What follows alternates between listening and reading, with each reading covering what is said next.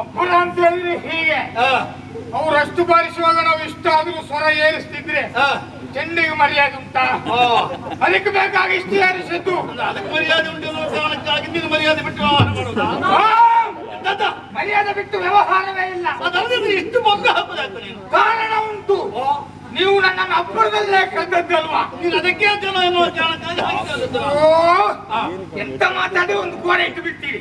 ನಾ ಎಂತ ಮಾತಾಡಿ ಸಾಯುವುದು? ಆಯ್ತು ಮಾರಾಯ, ಏನ್ ಹೇಳ್ಬೇಕೆಂದು ಹೇಳು. ನೀವು ಇಷ್ಟೊತ್ತಿಗೆ ಮತ್ತೆ ನನ್ನನ್ನೇ ಅಂತ ಕರ್ನಾಟಕ. ಅಯ್ಯೋ, ಎಷ್ಟು ಜನ ಮಲಗಿದ್ದಾರೆ ಆ ಊಟಗಳನ್ನು ಎಬ್ಬಿಸುವುದಿಲ್ಲ. ಏನು ಮಾರಾಯ, ಯಾಕೆಂದ್ರೆ ನನ್ನ ಸಚಿವ ಸಂಪುಟದಲ್ಲಿ ಉಗಿ ಬಂಡಿ ಅಂತ ನೀನಲ್ವೇ? ಹೌದಾ? ಅದು ನಾನಲ್ಲ, ಸಂಪೂರ್ಣದಲ್ಲಿ ಸಿಕ್ಕಾಪಟ್ಟೆ ಉಗಿ ಬಂಡಿ. ಧೂಮಕೇತು. ಹೌದು ಹೌದು ಹೌದು ಹೌದು ಭಾಸ್ಕರ, ಹೌದು ಹೌದು ಭಾಸ್ಕರ. ನೀವು ನನ್ನ ಬಾಲಿನ ಭಾಸ್ಕರ, ಬೆಳಕಾದವರು ನೀವೇ ತಾಯಿ. ನೀನು ಹಾಗೆಯೇ ನನ್ನನ್ನು ಗುರುತಿಸಿರ್ತಿ ಅಂತಾದ್ರೆ ನಿಜವಾಗಿಯೂ ಸೂರ್ಯೋದಯಕ್ಕಿಂತಲೂ ಮುನ್ನಾಗುವುದೇ ಯಾವುದು? ಕಿರಣೋದಯ. ಅರುಣೋದಯ. ಹೌದಾ? ಆದುದರಿಂದ ನಿನ್ನ ಪಾಲಿಗೆ ನಾನು ಭಾಸ್ಕರನಾಗಬೇಕಾದ್ರೂ ನೀನು ಅರುಣ. ಇರ್ಲಿ, ನಮ್ಮ ಸಂಬಂಧ ಹೀಗೆ ಇರ್ಲಿ. ಅರುಣ ಭಾಸ್ಕರನಾಗಿ ಇದ್ದು ಏನು ಮಾಡಬೇಕು ಕೇಳು. ಕಾರಣ ಉಂಟು. ನನ್ನನ್ನು ಕರೆದಿರಲ್ವೇ? ಕಾರಣ ಏನು? ನಿಮಗೇನಾದ್ರೂ ಸಮಸ್ಯೆಯೇ? ಇದರ ನಿಮಿತ್ತ ಏನಾದ್ರೂ ಕರೆದಿದ್ರೆ ಅಥವಾ ಗ್ರಾಚಾರ ಕರೆದು ನಾನು ಹೇಳ್ಬೇಕಿತ್ತು. ಕಾರಣ ಉಂಟು, ನಾವು ಏನೋ ಹೇಳ್ತಂದು ಅನ್ಕೊಂಡಿದ್ದೆ. ನಾನು ಕರೆದದ್ದು ಯಾಕೆ? ಅಷ್ಟೇ ಅಲ್ವಾ?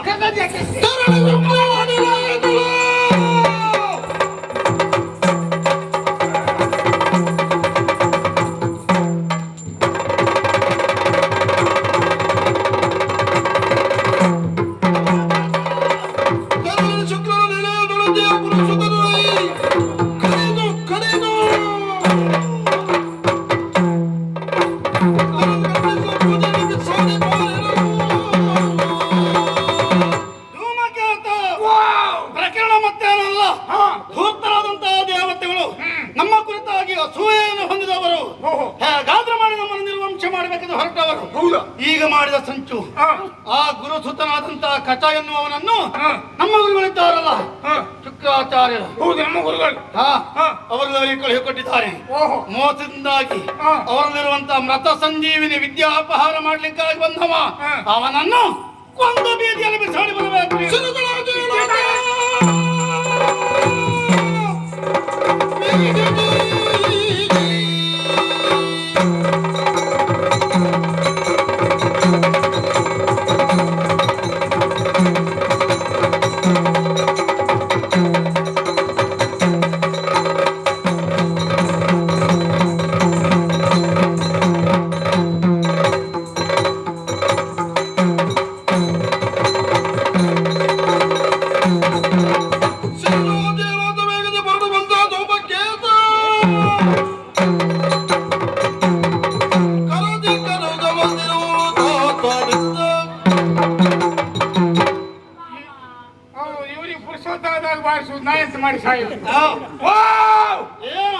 ಅವರನ್ನು ಕೊಂದು ಕಳಿಸಬೇಕು ಒಡೆಯ, ಅಷ್ಟೇ ತಾನೇ? ಹೌದು.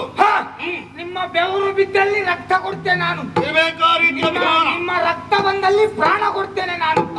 ನಿಮ್ಮ ಪ್ರಾಣ ಹೋದಲ್ಲಿ ಹೆಣ ಹೊತ್ತುಕೊಂಡು ಹೋಗ್ತೇನೆ ನಾನು.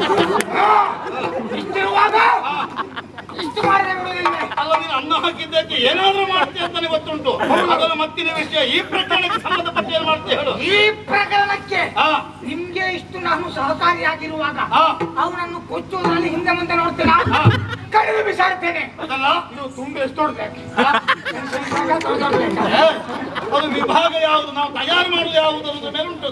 ಓಹೋ ಹಾಗೆ ಆದುದರಿಂದ ಅವನ ಹಣವನ್ನು ಬೀದಿಯಲ್ಲಿ ಬಿಸಾಡಿ ಬಾ ಹೋಗು. ಸರಿ, 65ಕ್ಕೆ ಉಪಯೋಗ ಆಗ್ತದೆ, ಬರ್ತೇನೆ ಈಗಲೇ.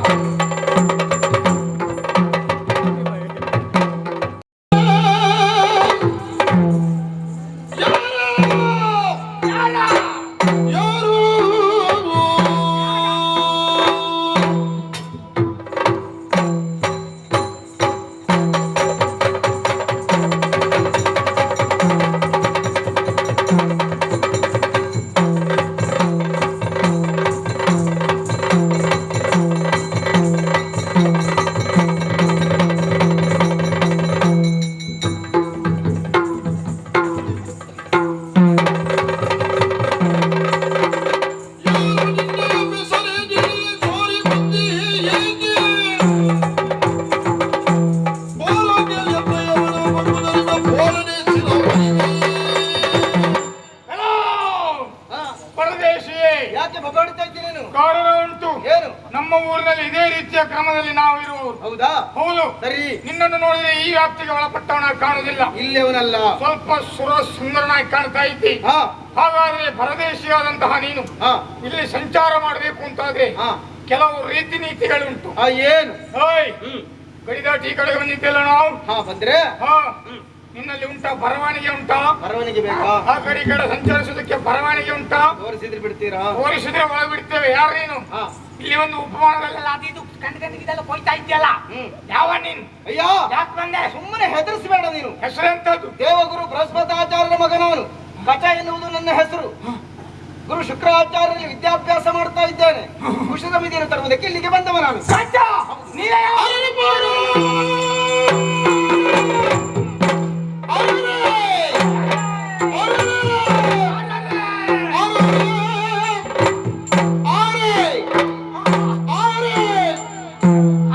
ಮತ್ತೊಂದು ಬಿಕ್ಕಾಶಿ.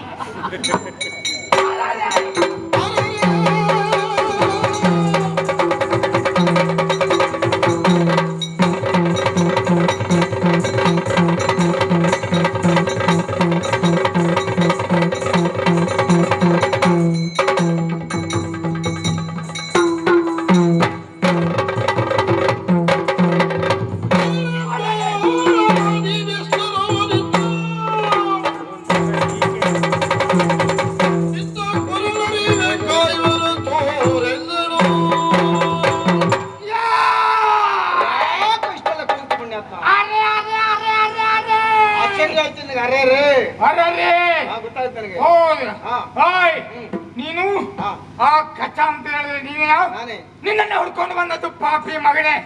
ಮರ್ಯಾದೆಗೆ ಹೇಳ್ತಾ ಇದ್ದೇನೆ, ಇಲ್ಲಿಂದ ಜಾಗ ಖಾಲಿ ಮಾಡಿದ್ರೆ ಸಾಕು.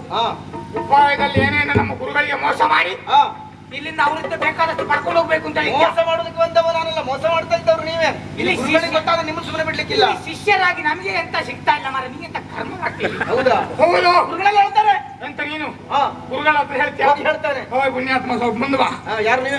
ಗುರುಗಳ ಸಂಗತಿ ಗೊತ್ತು ನಿನಗೆ? ನೀನು ನಮ್ಮ ಗುರುಗಳ ಹತ್ರ ಹೇಳುದಾ? ಹೋಗಿ ಹೇಳ್ತೇನೆ. ಹೇಳಿದ್ರೆ ಗುರುಗಳೇನು ನಮ್ಗೆ ತಕ್ಕ ಶಿಕ್ಷೆ ನೀಡ್ತಾರೆ. ಶಿಕ್ಷೆ ಎಲ್ಲ ಕೊಡುದು ಅವರು? ಏನು ಕೊಡುದಿಲ್ಲ. ನಮ್ಮ ಗುರುಗಳ ಸಂಗತಿ ನಮಗೆ ಗೊತ್ತಿಲ್ವಾ? ಏನ್ ಗೊತ್ತುಂಟು ನಿನಗೆ? ಅವರು 30ಕ್ಕೆಲ್ಲ ನಿಂತು ಮಾತಾಡ್ತಾರೆ, 60ಕ್ಕೆಲ್ಲ ಕೂತು ಮಾತಾಡ್ತಾರೆ, ಆಮೇಲೆ 90 ಹೋಯ್ತಾ ಮಲ್ಕೊಂಡೇ ಮಾತಾಡುದು. ಮತ್ತೆ ಸುದ್ದಿ ಇರುವುದಿಲ್ಲ ಅವ್ರದ್ದು. ಹಾಗೆಲ್ಲ ನಿಮ್ಮದ್ದೇ. ನಮ್ಮ ಗುರುಗಳ ವಿಷಯ ನಮ್ಮ ಹತ್ರ ಹೇಳುದ? ಇನ್ನು ಮರ್ಯಾದೆಗೆ ಹೇಳ್ತಾ ಇದ್ದೇನೆ. ಯಾರು ಬಿಡ್ತೀಯ? ಜಾಗ ಖಾಲಿ ಮಾಡಿದ್ರೆ ಸರಿ, ಇನ್ನ ಊರಿಗೆ ಹೋಗು. ಇಲ್ಲದೆ ಹೋದ್ರೆ ಊರಿಗೆ ಹೋಗುದಕ್ಕೆ ಆದಂತಹ ನನ್ನ ಸೀಂತಿ ತೋರಿಸ್ಬೇಕಾಗ್ತದೆ.